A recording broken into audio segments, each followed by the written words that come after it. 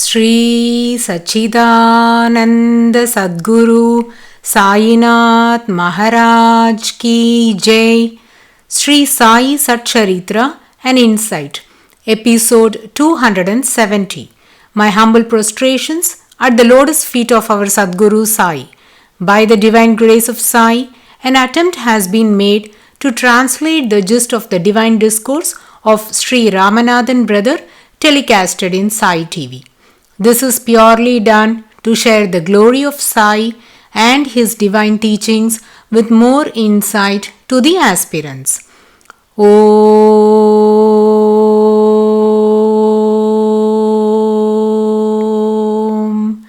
Gurur Brahma Gurur Vishnu Gurur Devo Maheshwaraha Guru Sakshat Parabrahmam Tasmai Shri Gurave Namaha. Devotees, in the previous episode, we listened to the test conducted by Sri Sai Maharaj upon Dada Kelkar. Let's ponder in detail upon the life of Dada Kelkar. His name was Ganesh Damodar Kelkar. Ganesh was his name, Damodar was his dad's name, and Kelkar was their family name. He first came to Shirdi in the year 1904, which means he was one of the foremost devotees of Sri Sai Baba. He came with his daughter of marriageable age. He seemed to be an old man, so with respect, everyone called him as Dada. Thus his name became Dada Kelkar. He was also called Dada Bhatt, owing to his orthodoxy and strict adherence to the rituals daily. He considered Sri Sai Baba as a Mohammedan and developed hatred towards him. In fact, he hesitated to come to Dwarakamayi for Sri Sai Baba's darshan. It's interesting to know how he was pulled to Sri Sai Maharaj. Also, in the year 1904, a devotee by named Harivinayak Sate, who was a deputy collector and a settlement officer in the Mumbai presidency, also came to Shirdi. This was a very respectable position of those times. Even a couple of cities will be under the control of a person of this cadre.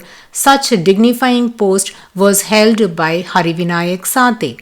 His wife died and he was about 50 years. He had daughters and no son. His relatives and well-wishers advised him to remarry, but he was concerned about his children's welfare.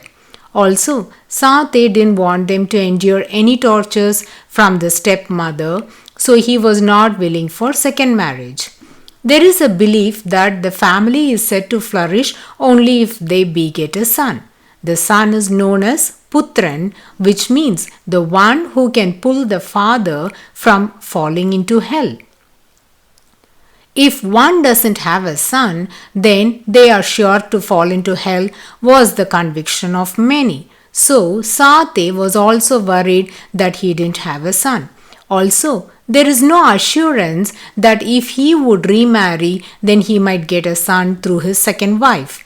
Owing to these concerns, he was not willing to have a second marriage. Still, friends and family were forcing him to get wedded. At that juncture, Sate said if any saint would assure him that he would beget a son, then he would agree to remarriage. He had a friend named Barva.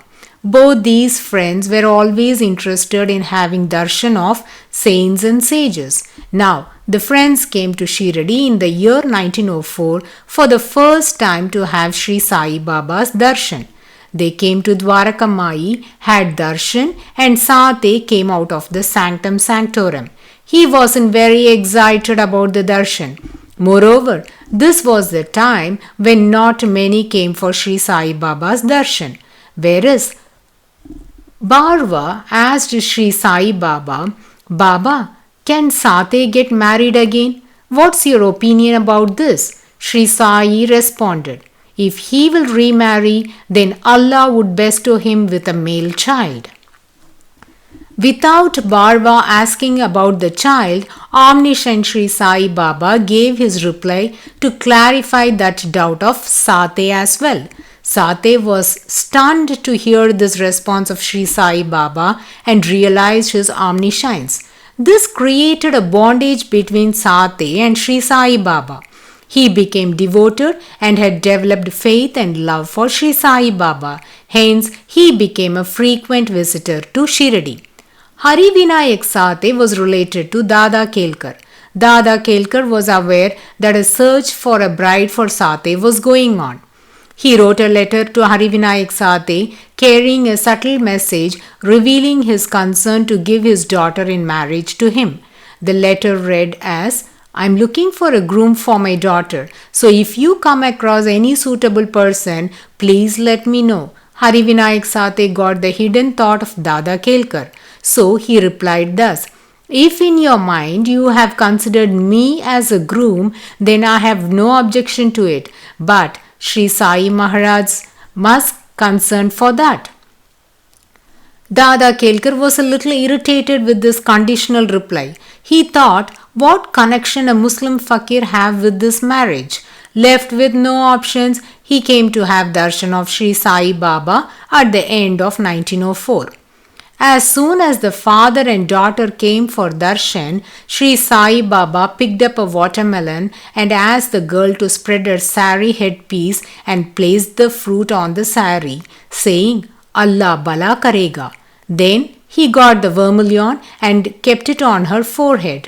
Blessing her thus, Sri Sai Maharaj asserted, "Send this girl to Ahmedabad." Lo! Dada Kelkar was astounded by the way Sri Sai Maharaj had blessed his daughter, because few minutes ago he was annoyed that he is an orthodox Brahmin and had to come to Dwarakamai to meet a mad fakir for the sake of getting his consent for his daughter's wedding with Sate. Moreover, he was anxious if this mad fakir would ruin his daughter's marriage with Sate.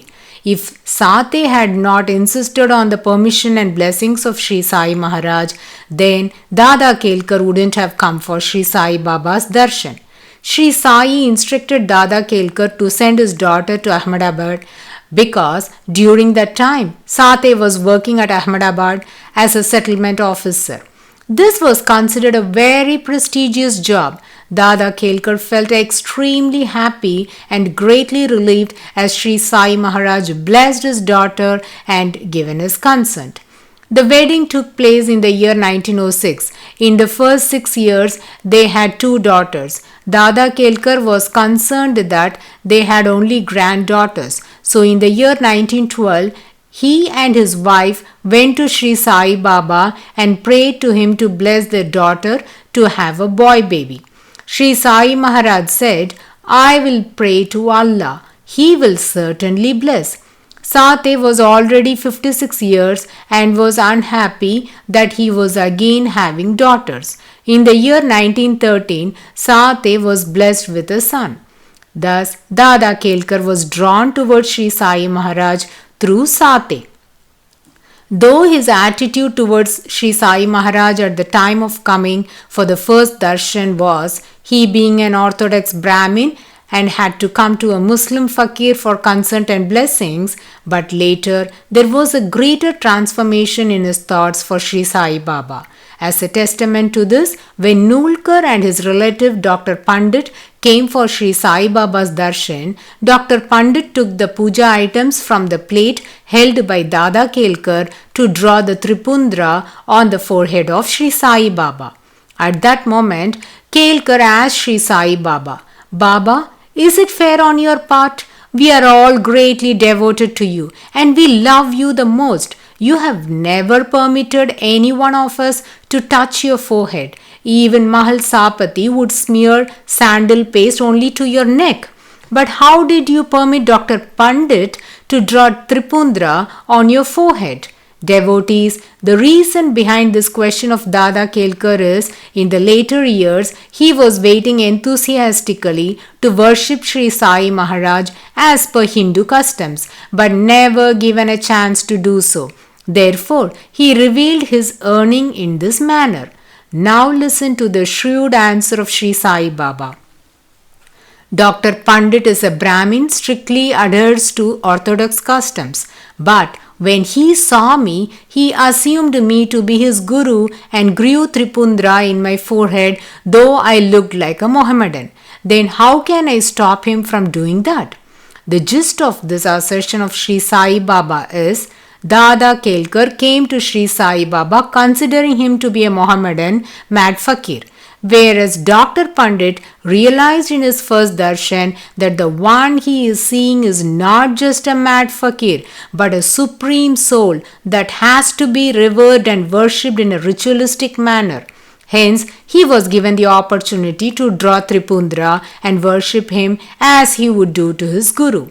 Thus, slowly Dada Kelkar was drawn to the path of Sri Sai Maharaj.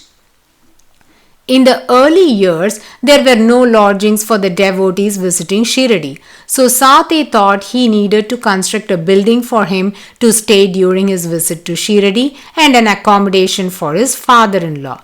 Accordingly, permission was sought and Sri Sai Baba advised demolishing the wall that was bordering the village. He can construct a building over there. Subsequently, the Vada was built and known as Sate Vada.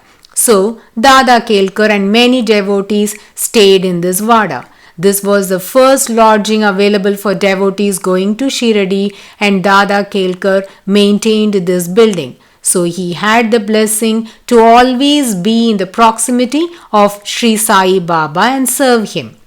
At present, this Vada is not there. This was exactly between the backside of the present Samadhi Mandir and Gurusthan, that is adjacent to the holy neem tree where Sri Sai Baba had meditated for many years.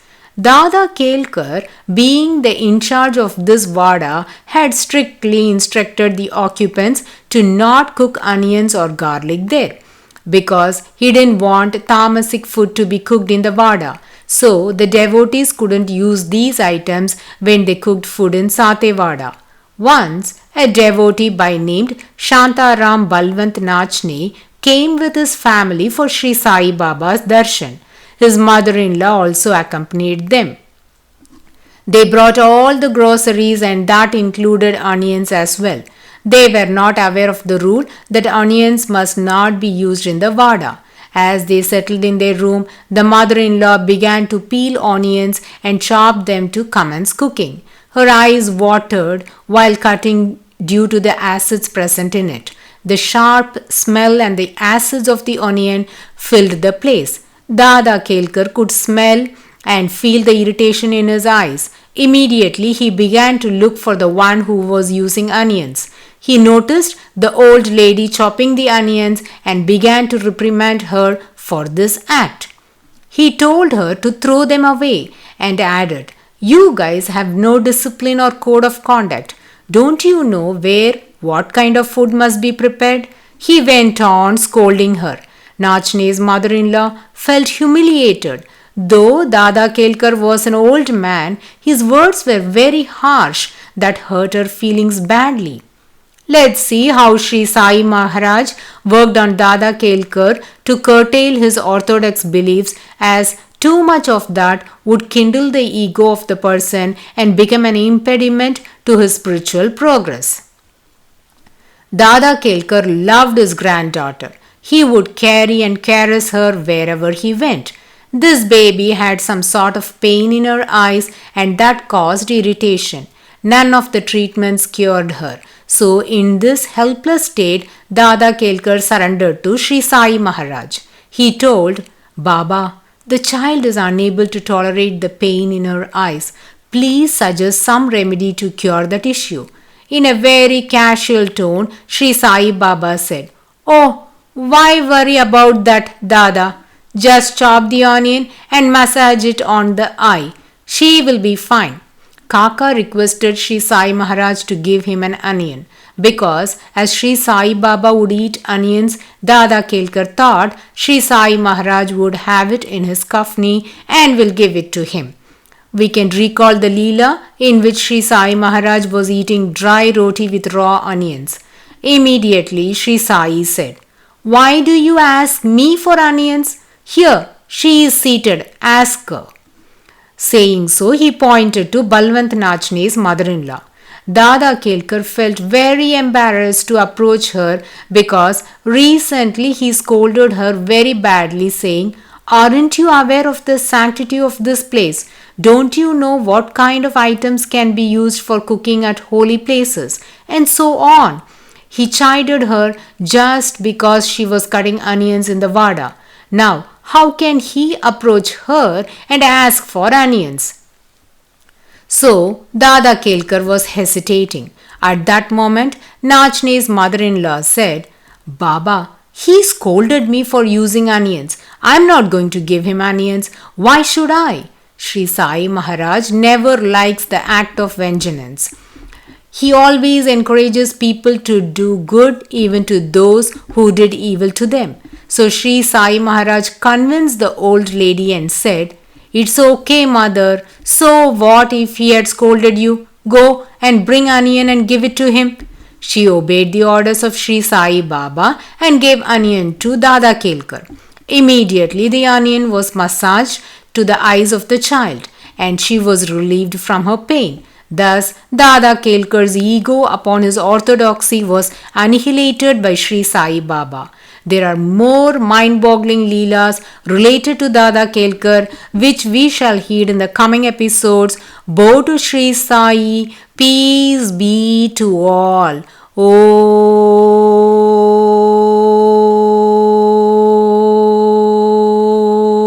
Om Sai Ram.